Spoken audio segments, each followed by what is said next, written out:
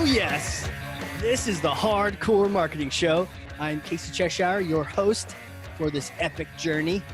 And today's show, sponsored by Cheshire Impact, on a mission to help people maximize their use of Pardot and Salesforce. CheshireImpact.com. Bam. We're live. We're cranking, flying over the airwaves. Thanks to good old Zoom. I guess we're half sponsored by Zoom, or we pay them. Either way, we're here. And my guest today, I am stoked. She's in tech.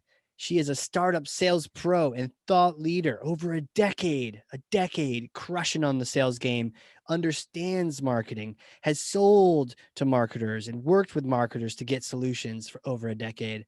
Brilliant. In fact, I met her at an event and I could see her being very consultative at the same time. But you know what? She's got a passion for community. So she's very much a community builder and a working mom, partner of Linking Indy Women, co-founder of Ride and Raise, Allie Brettnacher. Welcome to the show. Thank you, sir. I made it. I survived those words. You did. I was so proud. Oh my goodness. So the rest of the show is going to be easy from here. I survived the intro. Let's do this. Well, hey, you got so much experience and we were just talking, like, I've known you for a while. We met once and then we sort of just kept up on the internet, and like on LinkedIn and networking and that kind of thing. And then every now and then we got to check in, so that's what we're doing here. Yeah, I'm so glad we are. It's been way too long since we've actually spoken live. That one time back in, San Francisco 4 years ago. Right? It's like yesterday, though, at the same time. Sounds like a story right there. Must be a story to that, people. So I'm going to stop talking and pass you this thing. It's heavy, but I know you literally CrossFit and work out and run marathons. So here it is. Okay. Thor's hammer. Go ahead, grab that. You got it? Okay. Yes. Sweet. All right. Take Thor's hammer, smash for me some kind of marketing myth, bogus strategy, misconception, set the record straight once and for all. All right, Casey, the myth I am smashing today is that sales and marketing alignment isn't hard. It's not that hard. It's not hard. No. We make it out to be like it's so complicated and write books on it and all sorts of. Gosh, yeah. I mean, books and webinars and all kinds of things. But I'm going to talk about why I don't feel like it is rocket science today. So, yeah. So why do we think that? Why is there seems like a perception? Because like when you mentioned that to me, I was like, of course, everyone thinks it's like this mission impossible, right? Like it's impossible to solve, but not really. Not really. Yeah. North Star kind of stuff. But I broke it down 4 pieces, mainly to help so that I don't ramble on and on. I feel like it's hard because relationships are hard, though, kind of simply put. So, I think the first thing to think about when making it, super easy to think about sales and marketing alignment is just first and foremost, understanding each other. So sales team, marketing team need to align on what it is they're both trying to accomplish. Yeah. Thank goodness, though, that today a lot of sales teams and marketing teams are now both tied to revenue numbers. Yeah. Feels like that's still not even close to being where it needs to be, but at least a lot of teams are now kind of, marching towards the same goal, but oftentimes they're not. And so, I think the first thing that has to happen is that the teams need to understand each other's goals. So, whether that's in a more formal setting where you have meetings to share goals, whether it's you take your VP of marketing to coffee as a sales rep or a VP of sales to dig in, what is everybody trying to accomplish? How does everybody get paid? Right. Sales, it's pretty easy to understand that, but not always. And then for marketing, as a salesperson and team, understanding what the marketing team's really striving for and cares about. Often, how you look at what your customers care about. Okay. Have you been in meetings like that? Like, I know you've been at Sigster and other really cool places. What's it like? What does it sound like when it's a good kind of meeting like that, when it's productive? Yeah, I think it has to be a meeting that doesn't take 3 hours, certainly. I mean, there's some of those meetings I've sat in where it's like, okay, we're going to lay out our entire strategic plan so that you understand everything we're doing. I think the best of those meetings that I've participated in are the ones that make it really simple. Okay. Boiling it down, like, hey, our team cares about leads. That's why we do the things that we do. Or our team cares about sales too. And here's how we measure that so that why we're doing the things we're doing and how we are. But I think keeping it as simple as you can. Gosh, most people don't have that long of an attention span. I think salespeople in particular are known to have short attention spans there too. So I think, if marketing is educating the sales team on what their goals are, keeping it short and sweet and kind of the same. But again, I think sales goals have always been a little easier to understand. Yeah, they are. It's like straightforward. Well, tell me from Hmm. a sales perspective, like what kind of goals do you have as a rep, as a manager, sales? What is it like on the other side, on the dark side? On the dark side of sales. Right? Oh, that'd be good. Would Yeah. that be a good episode title? The Dark Side of Sales. Oh, geez. Yeah. That's what I feel, but Clickbait. we could talk about that too. I feel like a lot of times that I am on the dark side, even though I don't want to feel that way. Yeah. But on the dark side, typically there's one number that really matters, and that's your quota, which in a lot of cases can be annual, it can be quarterly, it can be monthly. So it kind of depends on the organization. I've done monthly and I've done quarterly. I've never done annual. And then oftentimes too, depending on the company, there are other aspects of that goal. Like I've been in hybrid roles where I'm also responsible for renewals and upsell opportunity. I've been in roles where I'm responsible too for my own leads. Hmm. Salespeople always are, but it's been on paper where, hey, if you set this many meetings, you get bonused based on that. Ooh, okay. So. So there's a quarterly or a monthly. This is cool because we don't really hear about the dark side. We don't hear about the logistics and the numbers, but to your earlier point, knowing this is really helpful because sometimes I think in marketing we're very much like the long play, Mm, like yeah. our like SEO. You do some stuff now in a blog, it pays off maybe 6 months from now, Yeah. you know, and sales may Yeah. not even be here if they don't hit their quota this quarter Right. or this Or month. month. Yeah. Month. Month is really tough. And to your point, if you're a marketing leader that has never had a sales organization that's monthly driven, that's a very different culture and environment that you have to work in to Yeah. support them because it's all about velocity. Like, how do we get things to move a lot faster? So, yeah, it's a great, great point. I always assume Velocity. that people just know, oh, it's sales. Hit your number. But, that's why it is important to sit down and understand both sides of the coin at the very, beginning stages. And it makes sense why there's that need for faster and velocity. If it's like, I have like 3 months to prove myself here, I need, Yeah. like, are you going to help me in the next 3 months or not? Like, if you're not going to help me in the next 3 months, you're probably taking up time that I could be using to try to sell. Otherwise, what are we doing? Like, what are we doing here? Hmm. Yeah. And Mark is like, hey, so at the end of this year, we'll have this campaign or we're gonna spend the next 3 months prepping for this thing. It's like, that's not, we're on a different page then. So you gotta be thinking, how can I help you right now? Hmm. While still Yeah. planning for the future stuff. Okay, cool. So Yep. understanding each other, this is good. That's number one. What's number two? So the second thing is having marketing sit in on sales calls. So really my time at Sigster, this is where I was first exposed to this. And it's brilliant. How can marketing truly understand what sales needs if they aren't on the front lines listening to those calls?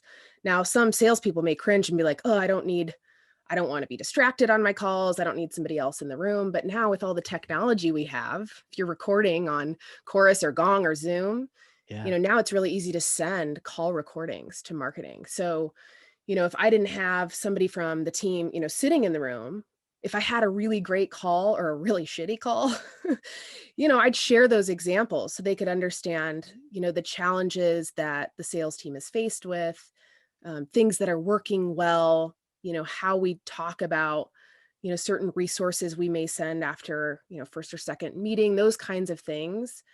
you just you can't get unless you do that. And then you also can't just do that one time and then say, okay, I get it now.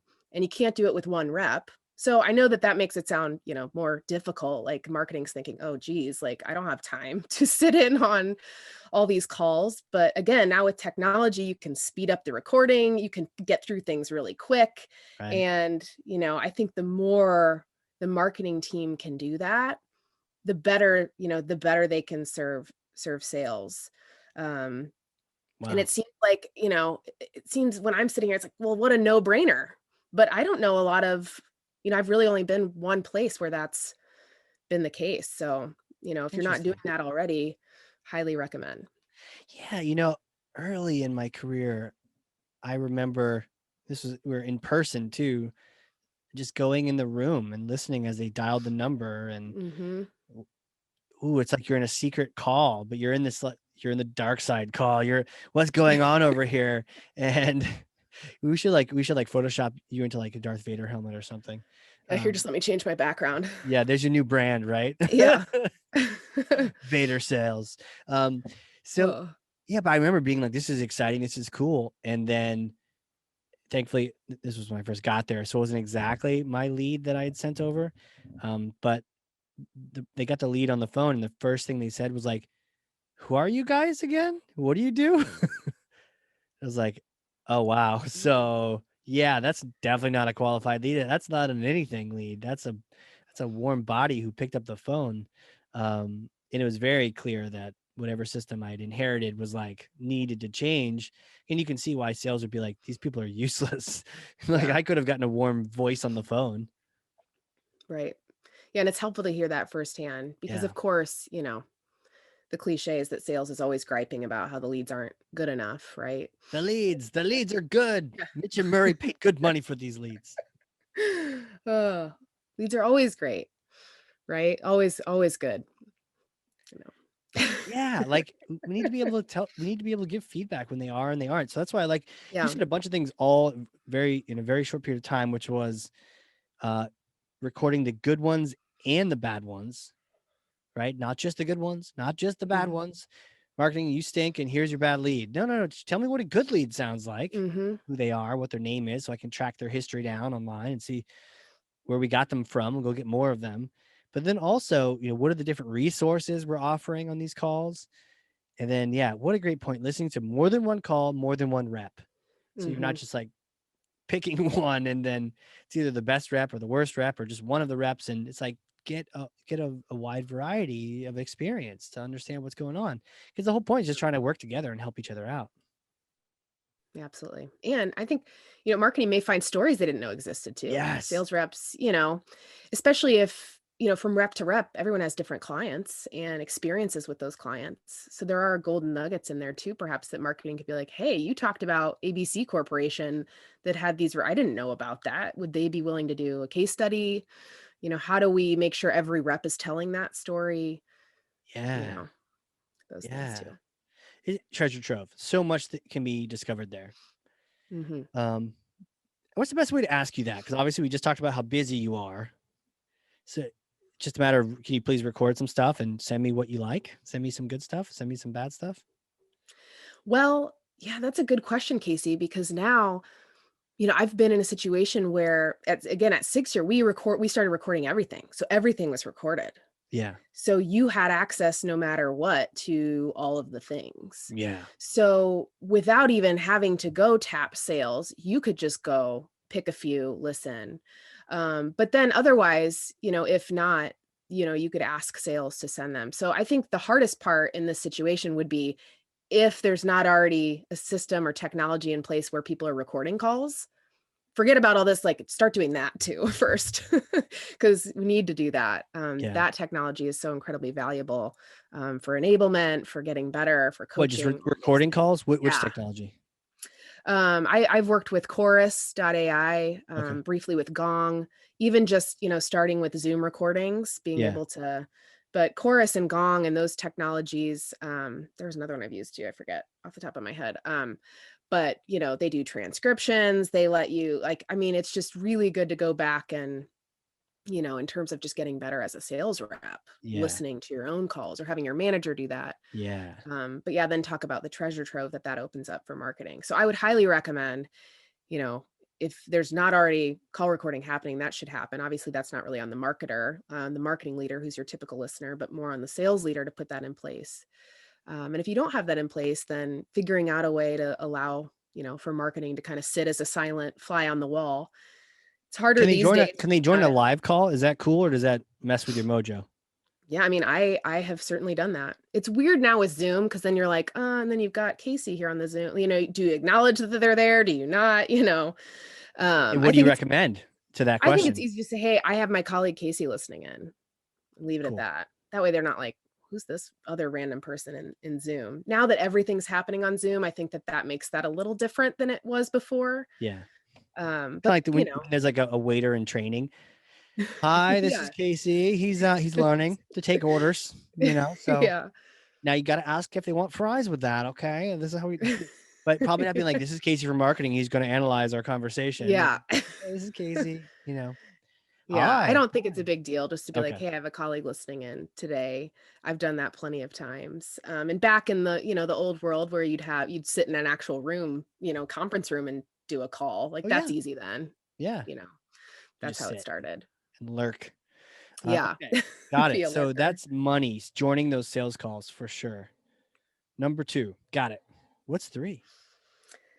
3, enablement on content or campaigns, things that marketing is doing. So putting that, on marketing, but also, sales, if marketing is trying to enable you on the amazing content they've put together, show up and, learn about the content. So the team at Sigster did this really well. I remember back in my days too at Exact Target and Salesforce, they did this really well, where if there was a white paper or case study or ebook or whatever, there would be a quick session on all the information you needed to know about how to use that resource. Right. So, once let's say you've aligned and now you have this content that's been created as part of this partnership, it's important to make sure that, the people who are using it, sales, are equipped to use it well. Yeah. And, I think it's also sales responsibility to get enabled, because, you've likely asked for this or you likely need it, given the reason it was created. So I think enablement is key to success of, making sure, again, everyone's on the same page, everyone knows what everything is and what it's for. Yeah. And again, may sound hard. I really, it's simple. Just have a quick session. It can be recorded so that way, if not everybody, on the team comes, it's like, here, make sure that if you want to know everything there is to know about this case study, like the quick talking points, here it is. Make sure you use it so that you can get the most out of these resources we've created. My question for you, and the challenge around here, what maybe makes it hard, and I love the answer, is how do we bring the camels to the oasis? How do we bring the horses to water and get them to drink? Specifically, you mentioned like sales. Come on, like they're going to try to enable you, let them enable you. But Mm-hmm. from a marketer's perspective, what are the kind of approaches that you have felt worked well with you? Like, if I was trying to get you to use this content, Mm-hmm. what do you recommend? I mean, from my perspective, it's in being involved in the conversation from the beginning, like Okay. from the idea stage. And, I'm not saying that as a marketer, you always have to have sales blessing on everything, Yeah. but that's kind of the point of this alignment, right? Is that you're Yeah. creating things that sales needs to drive the business forward. Okay. And so I will use something that I need. Like it's that easy, right? So just making sure that, from the beginning, you do have not all the input. You don't need all the cooks in the kitchen. Some people are probably thinking, oh dear God, if I had to go ask sales for like all their input, it would take me forever to get anything done, which is Right. totally, totally true and totally fair. However, if it's something that is going to add value to the process because of, you understand what sales needs and is looking for, you've been on the calls, why it adds value. I mean, it should then be easy enough for then sales to want to use it. Gotcha. Okay. And if they're not going to use it, then You can't make, I mean, everybody knows this, you can't make everybody happy. You can't make something that every single person is going to use. Everybody also has different styles on, Mm, you know, I mean, I think a lot about sales and marketing alignment, you know, not as much on the lead side as I really think about it all the way through like the sales process and funnel. Like yeah. help me add value throughout the entire process. It's been a while since I've been like really close to like lead qualification and things like that. Okay. But Huh. I think that ties into as well. If you were listening in on the calls, we actually maybe are more likely to create content that they do want. mhm, Like, is it just enough to create a case study? Because I guess maybe there's things that you need that you don't know that you need to ask for or something. Maybe we can hear that on a call. mhm. Because sometimes, I could see presenting a case study and being immediately asked for another case study. Yeah. Yeah. It's like, what about Yeah. this one? Right. Yeah, totally. Or yeah, I mean, sitting on the call and realizing too, I mean, with things like slide decks, like gosh, I saw Allie give this presentation and it was really missing. I realized we could really use this a visual to help better Yeah. articulate that story or problem or, whatever that might be too. Yeah. Better articulate that. That's cool. And again, back to the observation, but then creating things that they actually need to use and then beg, borrow, steal to get them to actually use it. Yeah. Yes. But Sweet. the good ones will, right? The good ones Good ones will will. and should. Yes. I like that. A little twist on it. Well, we know that the reps that are going to be staying are going to use this content. We know the ones So, that are going to close deals are the ones that use our stuff the most. yeah. So, Coffee are for the ones using these white papers. Everybody yeah. else, you get water. Crazy. Okay, Yeah. sweet. So that I think that's 3, right? That's And 3. there's Yeah. 4 total, 4 core areas. So what's the fourth and final one? Well, marketers are all about, test, learn, iterate, right? Like same thing in this process, right? Yeah. Um, what's working well, getting the feedback on, how people are responding to what marketing is doing, what things are working really well. Um, show appreciation too, I think is one thing. And that's not for marketing, that's for sales. Like if something marketing has created, works really well, let them know, buy them some booze, like, hey, you helped me close this, like, this added so much value in my process. I couldn't have done it without you. There's been times where, I've partnered with marketing on some really cool campaigns or direct mail stuff for for a big deal. Like, hey, let's send them something really freaking cool. But then don't just leave marketing hanging. Like, let them know what happens. I think that that's really nice. And I realize I talk a lot to salespeople because that's what I am. Um, but for marketing, if you don't get that feedback from sales, ask for it.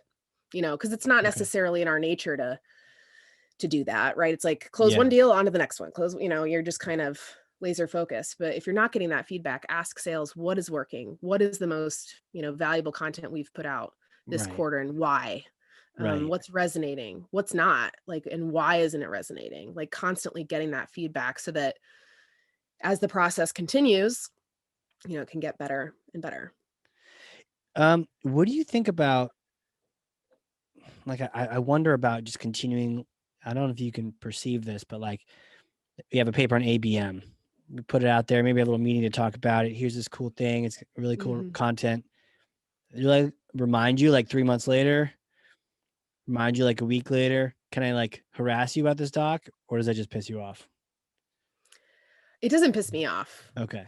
I mean, I would say there's so many distractions now more than ever. Like Yeah. it is fine. Like same way as I think about being a salesperson, right? Following up with a prospect or a customer. It's like, God, you have to because they get, there's so much noise. I feel like persistence is key on both Yeah. sides there.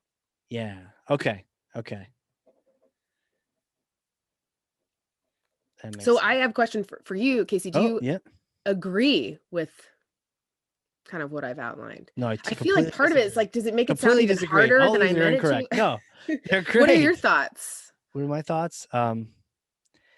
It so I've had a chance to just do a little bit of sales. I thought it was like super fun. Probably because I was just dabbling. But I've enjoyed that aspect as well. And I think that the more marketers can do some sales, even on the side, go sell Mm. candy bars, go sell something.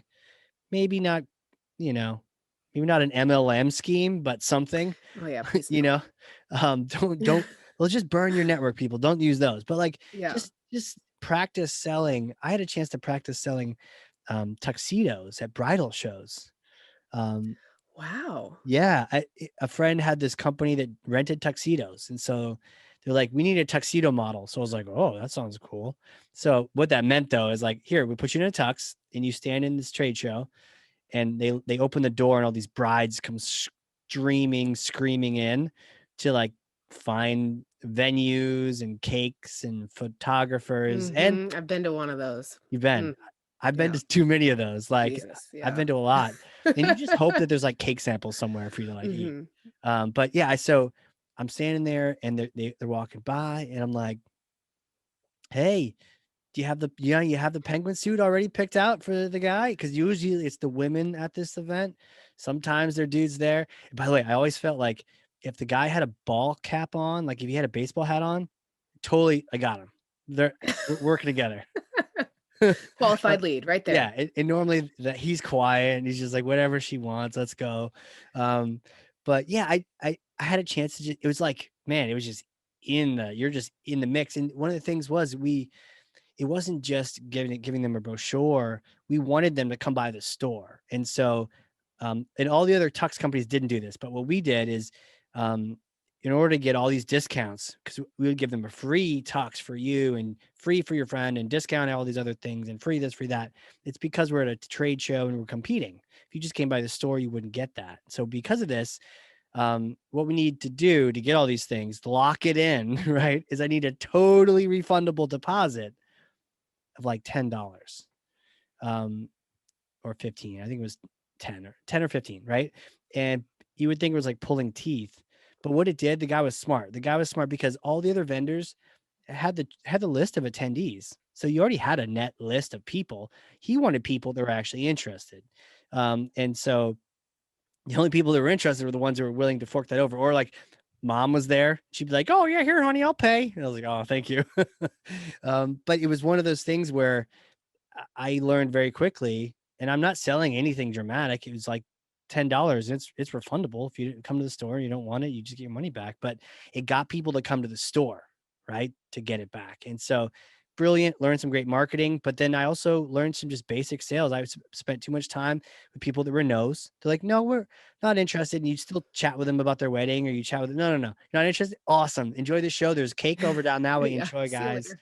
Have a great day." Right? Because you're wasting your time. Like it's like if they're a no, you're not going to try to twist their arm into it. Like just go with people that and there's times where but you got to experience that, like the thrill of it. So the reason I hmm bring this up is because there was a little incentive, right? In marketing, we don't usually have those, or maybe we're not even wired that way. I don't know. Maybe we are. But for this trade show thing, every customer you signed up, like the first five, you got $3 for each one.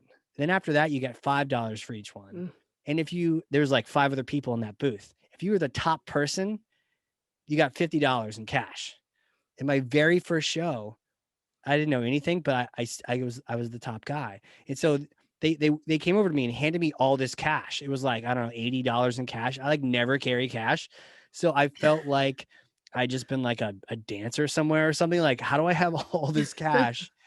This is amazing. Like, and so there's those things that you can totally learn about as a marketer, that sales loves these games. It's fun, it's hmm competition, but it's, some people, they showed up, if you didn't convert anyone, you didn't convert anyone. And so there's pressure and there's stress, and there'd be things, I don't know if you can, I'll stop talking and say, but like, um, there would be things where you'd get a bunch of people saying no at the start. And you have to deal with that. And then the owner would be kind of like coaching us and joking with us. Sometimes if it was getting desperate, he'd buy us a drink at the bar, and a little rum and coke to kind of whatever the guy wanted. Just like, it's not you, it's this. Don't worry. When it rains, it pours. You'll be fine. Keep going. And then eventually it would click. You'd get one or two and three, and it would kind of snowball. But it was all the emotional highs and lows that don't necessarily happen in marketing, because it's like more of a science experiment where you're in a lab tweaking some things here and there, and you're not really part of that gong being rung or the bell or the cash floating down, because you're sort of tweaking the long-term vision. So it's just a different culture. So I could see how there'd be a lot of miscommunication, but there's so much fun to be had in the sales side. So much fun. Why didn't you stay in sales? Got a taste. Gotta It taste. sounds like a pretty good taste, cash in hand. Like, Yeah. Well, I did that job for a long time. It was on the side. It was cool. It was fun because you'd get your favorite tuxedo. Be like, yeah, let me get the Calvin Klein chocolate with the 3-button notch, and you'd have your thing and you'd show up, and they'd always bring in another person who was really good to compete with me, just to make it harder for me, and yeah. so that we would go against each other. Yeah, it was fun. It was a lot of fun. So yeah, I mean, and I've had a chance to do sales for for Cheshire Impact and other people. But nothing like, bridal shows, just down and in there. And Yeah, that's pretty intense. yeah, totally. Have you done anything in marketing? I have, because of the community stuff that you Oh mentioned yeah. at the onset, which we'll probably get into later. But I run digital marketing for a couple organizations, which has been a great learning experience kind of alongside my sales career, because it helps me appreciate a little bit. I don't pretend to be an expert by any means. There's still a lot of things that I haven't done or not an expert on, but it's helped me, have an appreciation for marketing, certainly. And I like marketing a lot. You gonna stay in it? Huh? Want to switch Yeah. jobs? Yeah. I don't know. But have you had a chance to see how it, like, the conversion points, or we got a prospect in, that's cool. Send them over to sales, that's cool. But you're not closing anyone, hmm so it's different. You don't have the hunt kind Right. of thing. It's like more of like a global mechanized hunt at scale, but not, you don't quite feel the thing of it converting. Though one time I was doing more of a B2C thing, and we had an app where if the shopping cart, if they wanted to chat with us, they had questions in the chat, so they could chat with us. Oh, I have a question about shipping or this and that. I'd answer it. And if the person you chatted with converted later, it'd be like a cash register that was like, cha-ching, just so Yeah. you knew that, like, they actually purchased afterward. But otherwise, that was probably the only time I ever had sort of an audible note that someone I brought in had closed the deal. I wonder if you could, like, give Mm, marketers a little speaker box that every time one of their leads purchased from sales, it was like, what? You did it, I mean, kind of yeah. cool an app. Yeah. We used to have emails triggered to send to whoever, right? Like when a deal went, Yeah. closed one. Which, it depends on how many deals and the deal volume at the organization, right? Because if you're closing Yes. tons of deals, you may not remember, oh, that was, a lead generated from X trade show. But in a lot of cases, marketing is tracking a lot of that. And so they can see, oh, yeah, that was from, X event. Yeah. Awesome. Glad that paid for the booth. Yeah, pay for the So, booth, or we did some PPC ads, and that yep, ended up. But you can see how, like, an email versus like a gong or like the totally. bell, Oh, yeah. That's why totally. this is so hard. It's so hard not being in an office environment, because there's nothing like gathering around Yeah, and for sales, literally ringing a gong I or bet. popping champagne. And the It's not joke the was same always, by yourself. well, the joke was always that, like, marketing would go to bed at like 9 and sales would go to bed at like 9 a.m. Was that ever the case? Did you see that too, or was it just kind of like a myth as well? I mean, in my first sales job was at Exact Target, Okay. which then was acquired by Salesforce, is now Salesforce Marketing Cloud. Um, but we would stay, yeah, there were end of quarters where you'd be in the office till, I don't know, midnight, drinking, eating pizza. Like maybe it wasn't your deal that was, you were waiting Get on, it. but the whole team was there just to for moral support. Yeah. Um, but yeah, I mean, marketing probably went home at, 5 or whenever they normally went home, Right. right? They're like, okay, like that's Right. what sales does, right? Right. But that's part of the fun. It is. Um, but yeah, I don't know. It's hard. And now, like in this season of life, like the idea of staying in an office till midnight eating pizza is difficult to think about. But Yeah. You got a kid, yeah. Got a dog, which you could see if you were got a watching the dog, video. perfectly behaved in the video. Yep. And for those listening, this dog is in the background photo and has been staring perfectly perfect sit position with this most astute head tilt. And is that your actual dog? It is my actual dog. Yeah. What's his He's a name? Her name? golden doodle Doug. You said Doug? Yep. That's a cool name. DUG. Yeah. Sweet. Doug Doug. the dog. Doug the dog. Well, that's easy. Yeah. I like it. Sweet. So, well, yeah, I mean, this is cool. We've gone through, I really just like the fact that we've just had a chance to just talk about the different cultures of sales and marketing, because I think back to your very first point about understanding each other, kind of like the whole, those books of like Men Are From Mars and Women Are From Venus or whatever it is like, it's not the exact same. They're different cultures. And so that can explain a lot of why you're like, wow, these salespeople are barbarians, or no, they're working really hard and they're partying. And they also, they're thinking about rejection. Like I brought up a little bit of like Bridezilla's telling me no. Yeah. And you just got to get over that. But you don't really have no a lot in marketing. No is like no one clicked on your email. It happens, or no one showed up to your webinar, but it's not as visceral because they're not staring at you, or Yeah. talking to you on the phone. Yep. How do you deal with Very that? true. Are you just tough? Early on in I'm so tough. No, sometimes no is hard, really hard. Yeah. But early in my career, there's a thought leader by the name of Todd Capone. He was also at Exact Target. And he told a story that I'll never forget, where he used to have his team count the number of times they got a no. And this was specific to cold calling, right? So how many times did you get hung up on? How many times did you have people scream at you? But like rewarding that kind of stuff. Like, hey, the first person to get 100, like get hung up on 100 times wins. Right? To like try to That's exciting. make it less, okay, so great. I'm going to get hung up on. That's going to happen. It's just how it goes. And so great. If I can get to the first, 20 hangups, then I win a pizza. I don't know. But I like the idea of that, where it's like you have to, not celebrate the no's necessarily, but they come with the territory. And I think it's always a learning opportunity. That's for sure. And certainly some are harder than others. And to your point about spending time with people you knew, it's like, no, you have to get to a no fast is what we always say too. It's like, so whether that's on the marketing side, right, where you're disqualifying leads, or it's on the sales side where it's like, okay, you have to get to that no as quickly as possible so that you're not wasting your time on something that will ultimately be a no. And then you've wasted all of that time. Right. Right. Yeah. Get to know quickly, just find out where they're at, versus trying to badger them, bully them into changing their mind.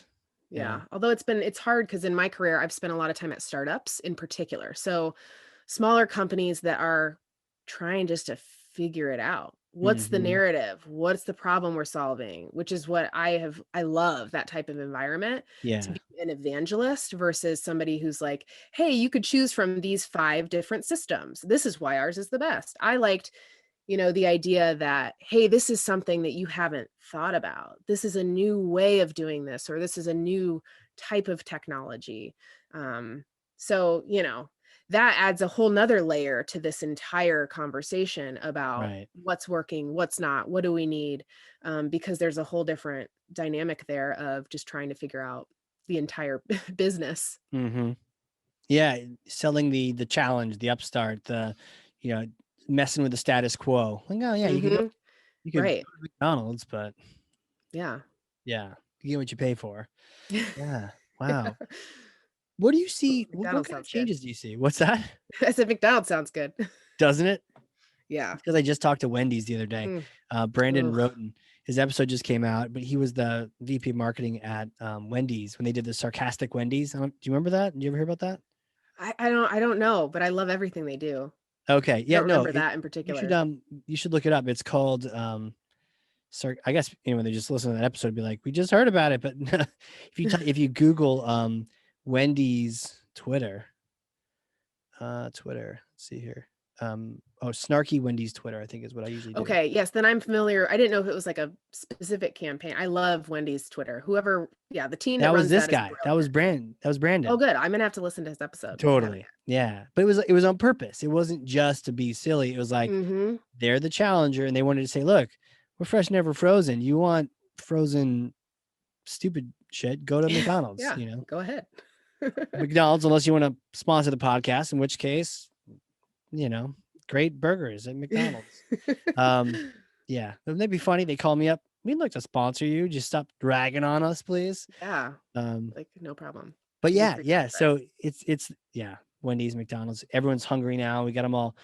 What are you looking at? What's the future look like for you? What kind of things are happening in the business world, personal world? What's got you excited for the future? Well, you changed that question on me a little bit. Did I? Yeah. I'm excited about, I have a few thoughts on the future in general. For me, it's a strange time, a really exciting time in my career and in my personal life. Part of the reason why McDonald's sounds so good is you can't tell on the Zoom or the video, and probably not by my voice, but I'm pregnant. Hey. So with my second daughter, in May of 2021. And so I get really excited when I think about the future, just for my kids. Yeah. Now it's also terrifying too, but I get excited just to think about watching all the things that our daughter's going to do next, like having this next baby and like going through all that. Like that's what I'm excited about in the future, at least from a, That's personal. awesome. Yeah. standpoint. Congrats. Totally. Thank you. Which kind of lends itself to professionally. I'm actually taking time off for the first time in my career, or really the first time since I was of legal working age at age 15 of not working. So I'm taking time off until May to figure out kind of what's next for me. And also putting my energy into things that I really, really love, like community, like making a difference. Yeah. So I'm really excited to see what this time holds for me and can help me, realize, throughout this year. It'll certainly be different becoming a mother of two instead of one. Have you got any advice on that yet? Yeah, bring it on, Casey. Is that a no? You haven't got any advice on that? I mean, unsolicited advice that I've been like, yeah, I get it. It's hard. Wait.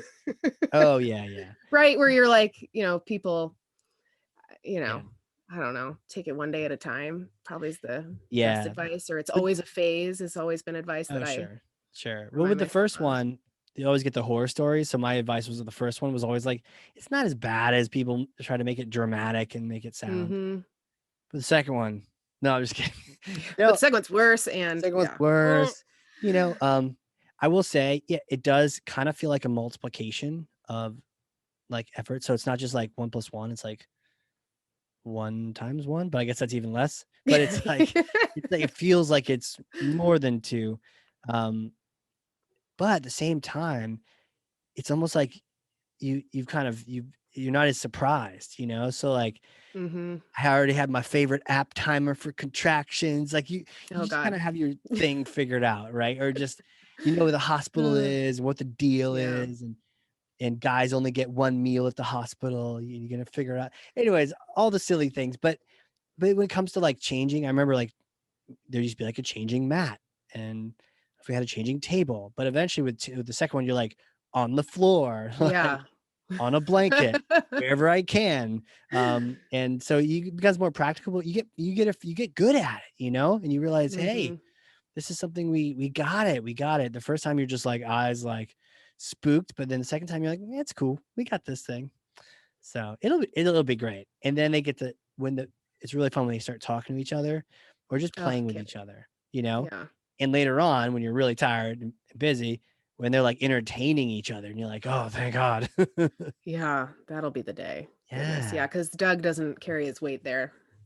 The dog, he doesn't, not my husband. Doug the dog, I mean, I wouldn't expect much. I mean, he just literally stands there. So yeah, they've started, him and our daughter now have finally started kind of playing together where she knows how to throw his toy. He doesn't tackle her. So that's good. But yeah, I feel like she'll be almost 4 when this baby's born. And so I feel like I forget a lot. But, a lot of people have said what you said, Casey, which is just like, you know what you're doing this time a lot more than you did the first. So it'll be fine. I'm a lot less anxious about it. Really, it's just I'm ready to be done being pregnant. Totally. So And get some McDonald's or yeah. Wendy's. Yeah. Oh, green screen. Oh, you got one of those big ones? Oh yeah. I got one too, but I can't get it to stick to my chair. Mm. Yeah, so instead I have Well, this you just got to tweet nondescript at Zoom. They orange. sent me a legit one. Really? But then I had it in the office. I don't have it anymore, sadly. But Okay. yeah, I had a green screen before we were all living at home and living at work, I should say. Yeah. So Those cool backgrounds. yeah, it's way too My much fun. laptop just can't handle it. It's like, no, please, Dad, don't make me do a background. I don't have to think that much. Yeah. Oh no, but that's awesome. But has it been challenging? Because you've been working since you've been 15. So is it weird? I mean, it's great. You certainly earned it, but to take a step back. At first, it was a little weird. It's mainly weird talking about it, or Oh like yeah. people or reach out and I'm like, hey, I'm actually not there anymore. I'm not. They're like, well, what are you doing? But for me, Oh yeah. I always want to be doing something. I am Yeah. always so incredibly, busy. I have my hands in a bunch of things. Like I've always kind of been that way. So even though I don't technically have a day job, I'm still doing a million things. My husband, Yeah. Zach, will joke with me some days where he's like, you're busier than me today. Like, how is that possible? You don't have It's a totally job. possible. Yeah. But Kids will do and that our for daughter sure. still goes to school now. So, but I Nice. am still running a couple of different organizations. I just joined a board of an organization for the first time. Yeah. um I'm getting crafty and making stuff. Like it's the coolest. I feel really fortunate and lucky to be able to take this time. Yeah. um Yeah, so as you should. But this just makes me wonder, like, who are you? Can you take me back in time to like little you days? Did you always know, like, hey, I'm gonna be crushing sales on podcasts, gonna have a family, all these things? Like, what was it like growing up? Where'd you grow up? What was it like? yeah, so I was born in Denver, Colorado. Wish Nice. I still lived there some days, that's for sure. Oh yeah. My parents are originally from Indianapolis, which is where I'm from. But I was born out there, and they moved back here when I was about 4. My parents went out there and they started a company. So Okay. one thing that people should know about me that a lot of people don't know because I don't broadcast it often is that I'm the daughter of a couple of tech entrepreneurs. My mother actually started a company, and out of their not garage, probably like living room floor, in Denver. And my dad, after I don't know how long it was, where he quit his job at IBM and joined her, and they had a business for 20 years that they then sold when I was in high school. Wow. So What that kind of a is business was it? it was a software company. No kidding. Shocking, I know, since that's Did what they have I've you been. doing sales at like 14? Like, Right, exactly. you I need to did buy work this there. thing. Yeah. Um, but it was a software company. They sold software to banks to help them make better lending decisions. My mom had the idea when she worked at a bank, Mm, saw a problem, wanted to solve it, taught herself how to code. that's awesome. So, talk about big shoes to fill, first of all, Nice. Yeah. um, in my parents, but it like that kind of that paved the way for me. We had, I don't know how many computers in my house growing up. I was constantly, playing games or on a computer or whatever. So I have been, you know, I was born a tech nerd, right? And so I think once people know that, they can see why I've now been in technology. It's just kind of in my blood. Yeah, geez, that's cool. Do you Yeah. remember, like, was it all consuming too? Do you remember growing up and it was just what was the app called? What was the, So their company was called Baker Hill, okay. which was it was joining of both of their names. My mom's maiden name was Baker, and then my dad's last name is Hill. So that's That's a my cool name for an app for software. Baker Hill. That's Baker cool. Hill. And it was also a much nicer last name than Brettnacher. But Yeah. I love my Oh, yeah. husband very much. Sorry, So Zach. yeah. So Baker Hill was the name. Yeah, I mean, I remember it being all consuming, but not in a way where it was like, oh, my parents were never around. Like my Right. dad coached my soccer teams. My mom was on the PTA. Like they Gotcha. still were were in it as Yeah. I was growing up. Were there like And servers at home and stuff, or did they eventually get that to like gosh, I data don't centers? remember those Okay. early days. Like by Oh, the okay. time that Okay. I could remember things, like they had an office space. We were Okay. back in Cool. Indiana.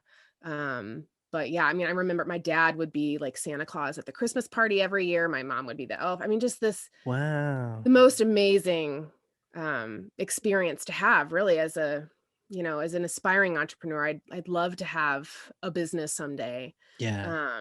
And so that's what got me started in sales. I don't have a really cool sales story where it was like, hey, yeah, I got a paper route when I was like 7 and I like Right? sold this. I do remember like, lemonade stands and things like that as a kid. Yeah. But I really didn't get into sales until after college and even after my first job. So, but I remember, it was really the advice of my dad in particular, who he had been in sales for his career. Um, he said, you're always going to be selling, no matter what it is that you're going to do. If you want to have a company, you're going to be selling yourself, you're going to be selling your idea, so you have to, you have to learn how to sell. So Yeah. that's what then started my journey into sales. And then you know, 10 years later or so. um, How true though, yeah, right? You're always gonna be selling. Why not get paid for it? yeah, Yeah. exactly. Um, yeah, I thought I would take, a sales job and like learn about it and then be like, okay, cool. Now I know about that. What else can I learn about? But I just came to really enjoy selling, and Well, it's helping, smart. as I like to Smart. You say. tried it out and it stuck and you Yeah. kept going. Hypothetical question for you. Okay. I may or may not have a time machine in Nashua, New Hampshire that you could use after COVID. So you come hang out, Perfect. get some lobster, and then you can use the time machine. You go back in time and you get to meet yourself after you graduated from college. You just got out of college, you get to meet yourself. What would you tell that Allie? What would you tell her? Mm. What kind of advice would you give her, knowing all the things you've been through and seen and done and tried? Gosh, if I could go back in time and talk to myself right out of school, Yeah. the thing I would focus the most on is confidence. The whole idea of imposter syndrome. Thank God we talk about that now openly, because, you know, when I graduated from college and really a majority of my career, it was just like, this idea of I'm not good enough, imposter syndrome, and all of those things. Still struggle with that. And so if I could go back, I would shake myself and be like, listen, you are so much smarter than you think or know. You have great ideas, like speak up more, believe in yourself. Nobody else knows what the hell they're doing. So, I think that would be kind of the mantra and the advice that I would give to my younger self, in hopes that it would help instill that in me sooner. I feel like now that I've matured or had more experience or gotten older, that it's, I feel that more, but that's the advice that I would give. Yeah. That's powerful. And I had to laugh inside about the no one else knows what the hell they're doing either.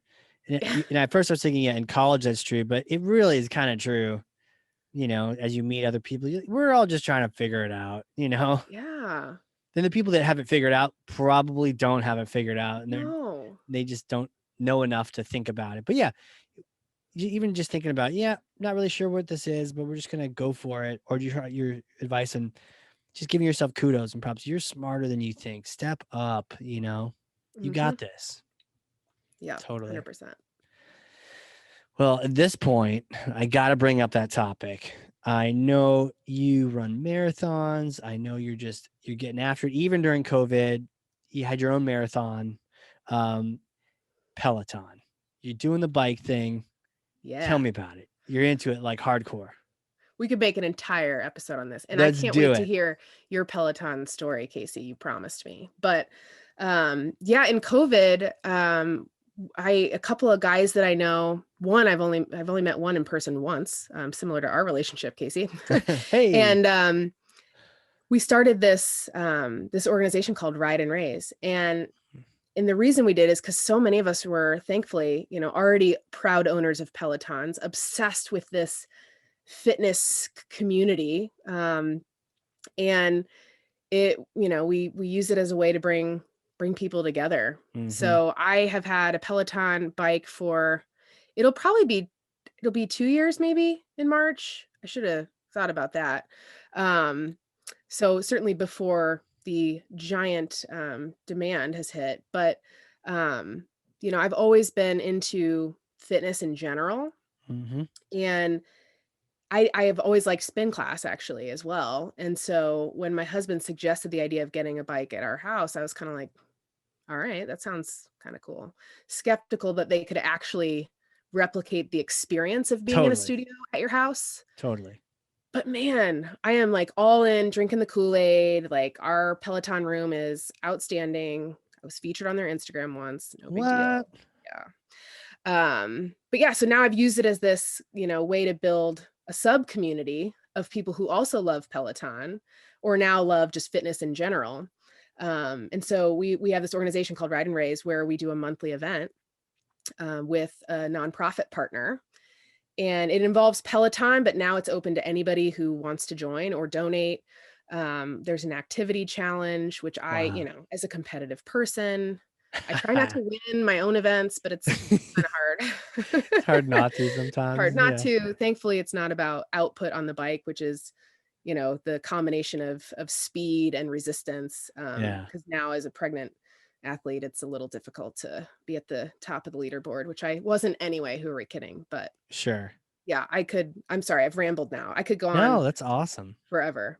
It's good to hear your story. I know Ride and Raise. Is there a website for that? Can just anyone check There it out? is, it is rideandraise.org.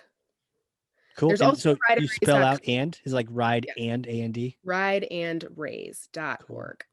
You got this. So yeah, Wow. our It's a next great event, well, I name. don't know when this podcast goes live. Our next event starts February 6th. But Well, typically our events will start like the second Saturday of the month. And then there's okay. that 2-week challenge. And then we end the event with a live ride. And we actually, it's weird, but we get on Zoom for people who want to join. We have our nonprofit partner join the Zoom and kind of tell their story. And then, we all mute and can all see each other. It's really fun, actually. That part of it, I love. That's cool. Again, in these times where you're not really seeing a lot of people, it's fun to be able to continue that connection. So, Hmm. Can anyone do this? Like, because people are listening from all over the US and all over the world, yeah, really. we've had people from Europe join in. So, and you don't have to have a Peloton either. We have an app partner called Kilter now, Oh, cool. where you could literally go for a walk or do yoga or meditation, and that counts towards an activity. So, Ooh. anybody who wants to, have an excuse to be active, and then, Kilter's mantra is donate your hustle. So, Oh man, I love that. I know, me too, so much. So Donate your hustle. it's been fun. Shit, that's awesome. That's really cool. I love that kind of stuff. Um, so my background, because I'm looking for advice. Ooh, My okay. background is probably last year. Around the same time, I realized, okay, I need to work on like quad strength. I want to climb more mountains. Mm, Cycling's great. I need to do more of that. And then I was like, I also got to make sure I have overall body strength. Hit would be fantastic too. And I was like, but I am flexible as a board, so I could totally use some same. yoga. And then I found this thing called Spenga. Have you heard of Spenga? Oh, I've heard you talk about Spenga or tweet Yeah. about it. Yes. I recently was invited. There's one close to my house that somebody was trying to get me to go try it. So I've heard of Should it. totally go try it. I haven't been doing it because of COVID. Yeah. But all of last year, all through the wintertime, that was my wintertime thing. And I would go to like two a day in the morning sometimes. Because it was cool. It would be Jeez. 20-minute spin, 20-minute hit, 20-minute yoga. Just about when you're like tired of doing it, it was like on to Mm-hmm. the next thing. Yep. And it was awesome. And then they had some competitive things like every class you went to, you got a little sticker and you could put up on the chart. Mm-hmm. I may have won a few contests there, but it was just it was cool community, people, and working Yeah. out put me with people, and I can't wait to work out by myself in my basement with some weights. It's just like ugh, right? So Yeah. um not doing it because of the COVID lately. So it's like Peloton. So I Yeah. bought one. It's coming in February, right? Oh my Coming gosh, I'm so soon. excited. So, and I've been looking up things, but I wanted any kind of advice for me and other people maybe are looking to get into it. And Oh what's your yeah. thought? Yeah, so I have a blog post on that. I have a website of Nice. my own. I We don't can have link many to it blog too. We can link posts, to this post. Yeah. but there is a post on there called All Things Peloton because when I swear, Casey, I've sold more Peloton bikes than I've sold software in 2020. Like Uh, that's a joke because I, thankfully did sell more software than bikes. But you really a think? lot of people would come and ask me about Peloton. So Yeah. there's a blog post. My website's Allie T Brett. My shortened last name. And so there's some advice on there. But I would say, it doesn't completely replace the experience of being in a physical gym, obviously, right? Right. Right. But it does a pretty damn good job. And one of the things you're buying, as cliche as it sounds, is the community. When my husband and I first, we have the bike and the tread. When we first got the bike, we thought about getting competitive, like one of their, like an Echelon or like one of the other ones. And, you know, I really was like, I think that when you get the Peloton, I think the community is a big piece of that. And wow, has that become true? Because not just because of what we're doing with Ride and Raise, but because like a lot of my friends have them, like and Yeah. acquaintances. And so it might sound weird, but you can like, you schedule a time and you're like, hey, do you want to ride at 3 o'clock this afternoon? Let's pick a class and we'll jump in there together. And then you can see each other on the leaderboard and like compete against each other. You can high five each other. You can video chat, which is weird.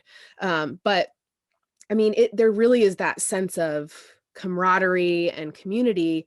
And it'll also hold you accountable if you use the community, right? Mm-hmm. Um, and they have world-class instructors, right? Because it's literally like the best instructors on the face of the earth are the ones you get to have class with. And one thing you would like, Casey, if you like Spenga, is they just launched a new feature called stacking, where you can stack your classes. So you could say, I'm going to do this 20-minute spin. I'm going to then do this 20-minute strength. Then I'm going to do this yoga class. And That's cool. it'll allow you to do that. Wow. But I have linked to my favorite instructors, some of my favorite classes I talk about on the blog post, just because, people would be like, hey, I just got a Peloton, like which classes? And I'm like, oh gosh, I've typed this up so many times. I know, right? You need a blog um, post for it. Yeah, and I you need a got blog one now. post. So I actually did that. Smart. But, and reach out to me if you're, have specific questions about it, because I will gladly provide my input and advice on all Totally. things.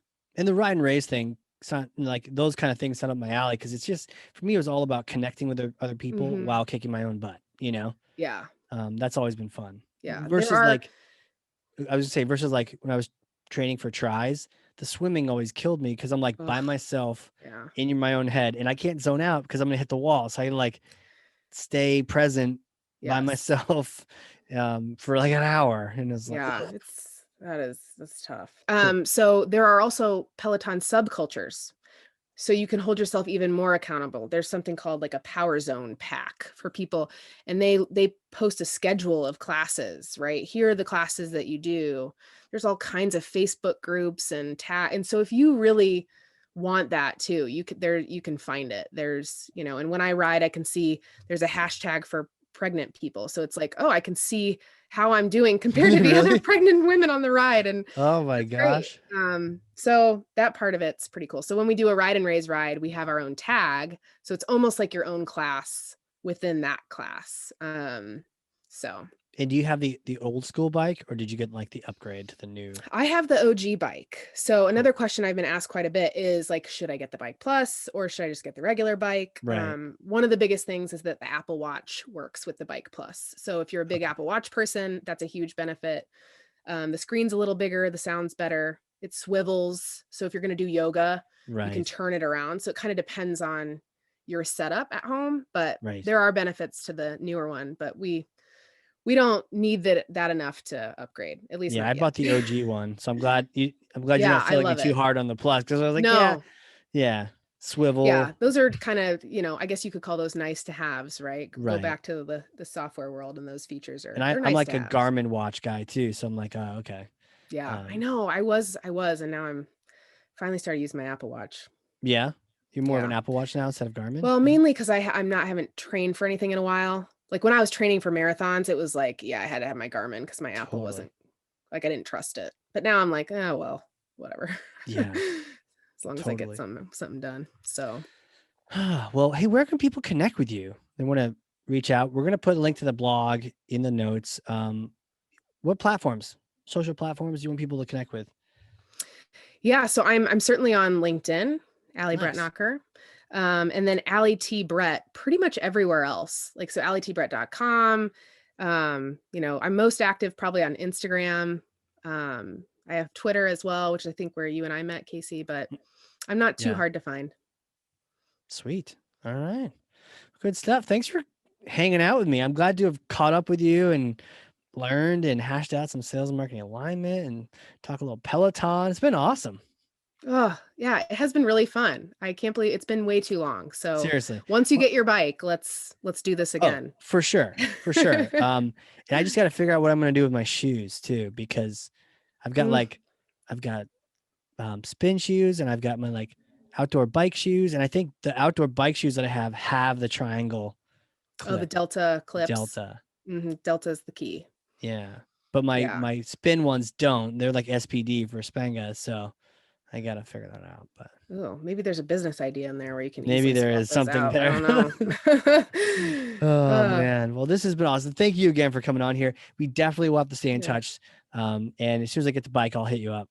Awesome. Well, thanks for having me. This was really fun, Casey. I appreciate it. Absolutely. For those people listening, this has been the Hardcore Marketing Show. We will catch you all next time.